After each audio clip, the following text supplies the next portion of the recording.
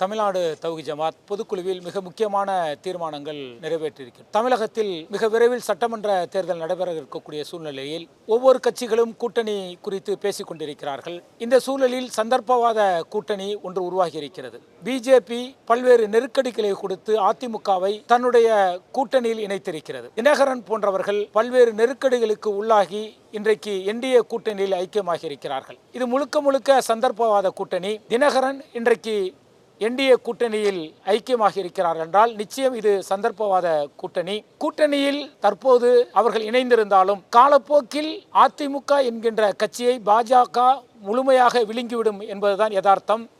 நீங்கள் பல மாநிலங்களில் கூட்டணி சேர்ந்து தேர்தலில் நின்றவர்கள் இன்றைக்கு அந்த கூட்டணி கட்சிகளை இல்லாமல் செய்துவிட்டு ஆட்சி செய்யக்கூடிய பிஜேபியை நாம் பார்க்க முடிகிறது. இப்படிப்பட்ட நிலை சந்தர்ப்பவாத நிலையாகத்தான் பார்க்கப்படுகிறது. அப்போ தமிழக மக்கள் விழிப்புணர்வோடு இருக்கிறார்கள். கூட்டணி என்கின்ற பெயரில் எம்எல்ஏக்களை விலைபேசி எப்படியாவது ஆட்சியை பிடித்துவிட வேண்டும் என்கின்ற நோக்கத்தோடு பிஜேபி செயல்பட்டு கொண்டிருக்கிறது. இந்த சந்தர்ப்பவாத கூட்டணியை தமிழக மக்கள் உணர்வார்கள், அவர்களுக்கு சரியான பாடத்தை புகட்டுவார்கள் என்பதையும் நாங்கள் இந்த பொதுக்குழுவின் வாயிலாக மக்களுக்கு தெரிவித்துக் கொள்கின்றோம். அதே நேரத்தில் பிஜேபி ஆட்சி அமைக்க வழிகாட்டக்கூடிய ஓட்டுகளை பிரிக்கக்கூடிய தவேக, நாம் தமிழர் போன்ற கட்சிகள் செயல்படுகின்றன. இந்த கட்சிகள் ஓட்டுகளை பிரிப்பதன் மூலம் பிஜேபி கூட்டணி கட்சி அல்லது அதிமுக கூட்டணி ஆட்சிக்கு வருவதற்கான வாய்ப்புகள் இருக்கிறது. அப்படி ஆட்சிக்கு வந்தது என்று சொன்னால் அமைதி பூங்காவாக இருக்கக்கூடிய தமிழகம் பல்வேறு பிரச்சனைகளை சந்திக்கக்கூடிய நிலைக்கு தள்ளப்படும் என்பதை மக்கள் உணர்வார்கள். எனவே பிஜேபி கூட்டணி ஆட்சிக்கு வராமல் இருக்க வேண்டும் என்று சொன்னால், அமைதி பூங்காவாக தமிழகம் திகழ வேண்டும் என்று சொன்னால் ஓட்டுகளை பிரிக்கக்கூடிய கட்சிகளுக்கு வாக்களிக்காமல் இருக்க வேண்டும், சந்தர்ப்பவாத கூட்டணிகளுக்கு வாக்களிக்காமல் இருக்க வேண்டும். யாருக்கு வாக்களித்தால் தமிழகம் சிறப்பாக இருக்கும் என்பதை தமிழக மக்கள் அறிவார்கள். அதை உணர்ந்து அவர்கள் வாக்களிக்க வேண்டும் என்பதையும் இந்த தீர்மானத்தின் வழியாக நாங்கள் கேட்டுக்கொண்டிருக்கின்றோம். அதே போல தமிழகத்தில் இருக்கக்கூடிய எந்த ஒரு கட்சியாக இருந்தாலும் சரி, விகிதாச்சார அடிப்படையில் இஸ்லாமிய வேட்பாளர்களை சட்டமன்ற தேர்தலில் நிறுத்த வேண்டும். அது அண்ணா திராவிட முன்னேற்ற கழகமாக இருந்தாலும் சரி, திராவிட முன்னேற்ற கழகமாக இருந்தாலும் சரி, இஸ்லாமியர்களின் மக்கள் தொகை விகிதாசாரத்திற்கேற்ப இஸ்லாமிய வேட்பாளர்களை சட்டமன்ற தேர்தலில் நிறுத்த வேண்டும் என்பதையும் நாங்கள் கோரிக்கையாக இந்த தீர்மானத்தில் வைத்திருக்கின்றோம். அதே போல நீண்ட காலமாக சிறையில் அடைப்பட்டிருக்கக்கூடிய அப்பாவி சிறைவாசிகளை விடுதலை செய்ய கோரி பல்வேறு தீர்மானங்கள் இயற்றப்பட்டிருக்கிறது. பல கட்டங்களில் தமிழக முதல்வருக்கு நாங்கள் வலியுறுத்தியிருக்கின்றோம். அதை ஏற்று தமிழக முதல்வர் ஆளுநருக்கு அந்த மசோதாவை அனுப்பியிருக்கிறார். ஆனால் ஆளுநராக இருக்கக்கூடிய ரவி அவர்கள் தொடர்ந்து மாநிலத்தோடு விரோத போக்கை பின்பற்றி கொண்டிருக்கின்றார். மக்கள் நல திட்டங்களை பலவற்றை செயல்படுத்த விடாமல், அந்த மசோதாவை பாஸ் செய்ய விடாமல் தடையாக இருக்கின்றார். இப்படிப்பட்ட ஆளுநரின் செயல்பாடு தமிழகத்தின் நலனை பாதிக்கக்கூடியதாக இருக்கிறது.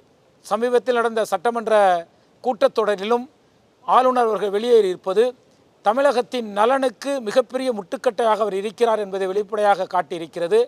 மத்திய அரசு உடனடியாக ஆளுநரை திரும்ப பெற வேண்டும்.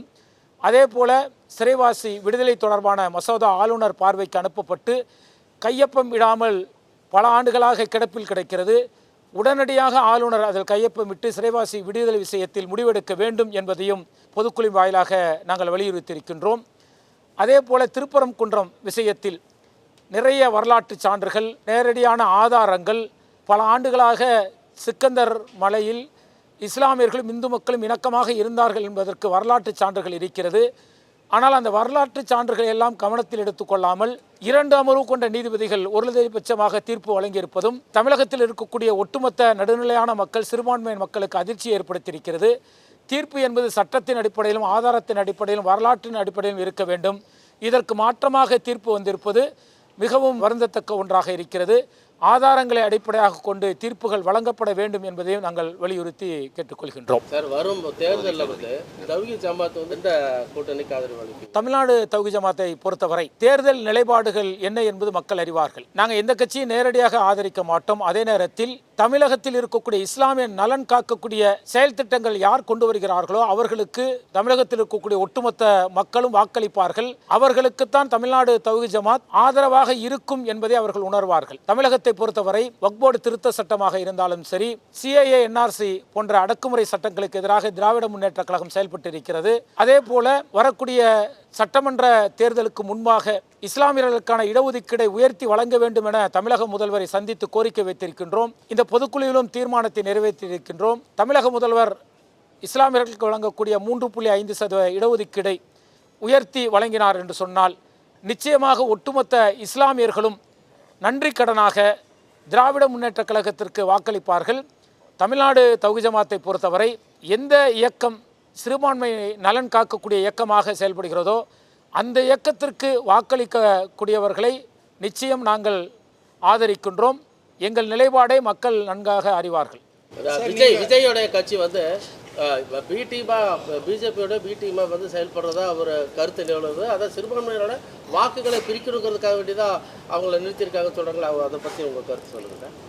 விஜய் கட்சியை பொறுத்தவரை பிஜேபியோட பி டீம் ஏ டீம் அப்படிங்கிறதெல்லாம் உறுதியான தகவல் கிடையாது. ஆனால் விஜய் தற்போதுதான் முதல் முறையாக சட்டமன்ற தேர்தலை சந்திக்க போகின்றார். இன்னும் அரசியல் நிலைப்பாடுகள் குறித்து அவர்களுடைய கொள்கை விளக்கம் குறித்து ஒரு முடிவில்லாத ஒரு நிலை இருக்கிறது. ஆனால் இன்றைய நிலை தமிழகத்தில் அமைதியான ஆட்சி வர வேண்டும், பாசிச சிந்தனை கொண்டவர்களும் தமிழகத்தில் ஆட்சியை பிடிக்க வேண்டும் என்பதற்காக பல்வேறு நெருக்கடிகளை கொடுத்து கூட்டணியை அமைத்திருக்கிறார்கள்.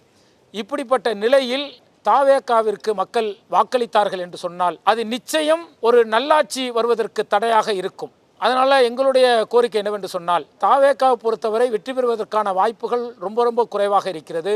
ஒரு கொள்கை திட்டம் சரியாக வகுக்கப்படவில்லை. யாரெல்லாம் வேட்பாளராக நிற்பார்கள், அவர்களுடைய பின்புலம் என்ன, அவர்களுடைய சேவை நோக்கு என்ன என்பதையெல்லாம் அறியாத நிலையில் அவர்களுக்கு வாக்களிப்பது என்பது நிச்சயம் பாசிச சிந்தனை கொண்டவர்கள் ஆட்சிக்கு வரக்கூடிய நிலை ஏற்படும் என்பதால் விஜய்க்கு வாக்களிப்பதை காட்டிலும் யாருக்கு வாக்களித்தால் வெற்றி பெறுவார்கள், யார் அமைதியான சூழ்நிலையை தமிழகத்தில் உருவாக்குவார்கள், மக்கள் நலனை செய்வார்கள் என்பதை உணர்ந்து மக்கள் வாக்களிக்க வேண்டும் என்பதுதான் எங்களுடைய கோரிக்கை. தாவேகாவிற்கு வாக்களித்தால் நிச்சயம் அது பாசிச சிந்தனை கொண்ட ஆட்சி வருவதற்கு வழிவகுக்கும் என்பதையும் நாங்கள் தெரிவித்துக் கொள்கின்றோம். போதைக்கு எதிராக தீர்மானம் போட்டிருக்கீங்க. இன்னைக்கு பார்த்தீங்கன்னா எங்கே பார்த்தாலும் போதைக்கு அதிகமாகிருக்கு. மதுக்கடை மூடணும் தீர்மானம் போட்டிருக்கீங்க. இந்த திமுக அரசு வந்த பிறகு கஞ்சா அப்படின்னு மற்றவங்க விற்பனை அதிகமாகிருக்கு. நீங்கள் திருத்தணும், இளைஞர்களை நல்வழிப்படுத்தணும் தீர்மானம் போட்டிருக்கீங்க, முதல் தீர்மானம். அதை பற்றி என்ன சொல்கிறீங்க? தமிழக முதல்வரை சந்திக்கும் போதும் சரி, தமிழக முக்கிய பிரமுகர்களை சந்திக்கும் பொழுதும் பூரண மதுவிலக்கை தமிழகத்தில் கொண்டு வர வேண்டும் என்ற கோரிக்கையை நாங்கள் வலியுறுத்தி வருகின்றோம். தமிழகத்தை பொறுத்த வரைக்கும் பார்த்தீங்கன்னா அது பரிசீலனையில் இருக்கிறதாக சொல்லப்படுகிறது. மெல்ல மெல்ல பூரண மதுவிலக்கு கொண்டு வருவதற்கு அவர்கள் முயற்சி செய்வதாக கூறியிருக்கிறார்கள். அந்த கோரிக்கையை நாங்கள் வலியுறுத்தி கொண்டு தான் இருக்கிறோம். நாங்கள் பல இடங்களில் போதை வஸ்து எதிராக போராட்டங்கள் நடத்தியிருக்கிறோம். தமிழக அரசும் பார்த்தீங்க அப்படின்னா மிக நெருக்கடியாக மிக கடுமையான சட்டங்களை, போதைப் பொருள் வஸ்து இருந்தால் அவர்களுடைய சொத்துக்கள் பறிமுதல் செய்யப்படும், ஜாமீனில் வர முடியாத அளவிற்கு 10 ஆண்டுகள் கடுங்காவல் தண்டனை என்ற சட்டத்தை எல்லாம் மாநில அரசு கொண்டு வந்திருக்கிறது. இன்னும் கடுமையான நடவடிக்கைகள் எடுக்க வேண்டும் என்பதை நாங்கள் வலியுறுத்தி கொண்டிருக்கின்றோம். நீங்கள் திராவிட முன்னேற்ற கழகம் மட்டும் சொல்ல முடியாது, எல்லா கட்சியை சேர்ந்தவர்களும் போதை வஸ்து விற்கக்கூடியவர்கள் தான் இருக்கிறாங்க.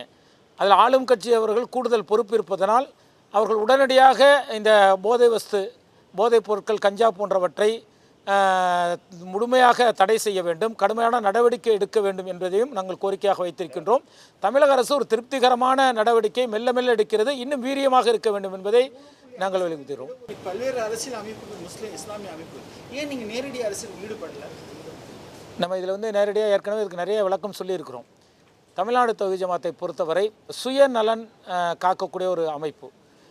பிற இயக்கங்கள்கிட்ட போய் கையேந்தி நிற்கிறதோ அல்லது கை கட்டி நிற்கக்கூடியதோ இயக்கம் கிடையாது. இது நாங்கள் மதிக்கக்கூடிய, உயிரினும் மேலாக மதிக்கக்கூடிய நபிகளார் அவர்கள் காட்டி தந்த வழிமுறைப்படி ஒரு நபர் வந்தால் கூட எந்திரிச்சு நிற்க மாட்டோம். அந்த அளவிற்கு பார்த்தீங்கன்னா சமத்துவம் மிக்க ஏற்றத்தாழ்வுகள் இல்லாமல் சரிசமமாக இருக்கணும் அப்படிங்கிற எங்கள் இஸ்லாமிய மார்க்கம் சொல்லுது. அதன்படியில் இருக்கக்கூடிய ஒரு இயக்கம் அரசியலுக்கு சென்றால் அது பல்வேறு வகையில் முரண்படும். வரக்கூடிய அரசியல் கட்சி தலைவருக்கு மரியாதை கொடுக்கணும் அல்லது மக்கள் நலன்கிற பேரில் ஏதாவது தவறுகள் செய்ய வாய்ப்புகள் இருக்கும். அப்படிப்பட்ட அரசியல் நமக்கு தேவையில்லை. மக்கள் நலன் மட்டும் போதும். அந்த நலனை செய்யக்கூடிய இயக்கங்களுக்கு நம்ம வாக்களிப்போம் அப்படிங்கிற நிலைப்பாடை நாங்கள் எடுத்திருக்கிறோம். அது அரசியலில் ஈடுபடாமல் நலன் செய்யக்கூடியவர்களுக்கு ஆதரவு தருவார்கள் என்பது மக்கள் உணர்வார்கள். அதனால நாங்கள் மக்கள் நலன் செய்யக்கூடியவர்கள் இவர்கள் என்று சொன்னாலே மக்கள் யாருக்கு வாக்களிக்கணுங்கிறது புரிஞ்சுக்குவாங்க. அல்லாஹு அக்பர், அல்லாஹு அக்பர்.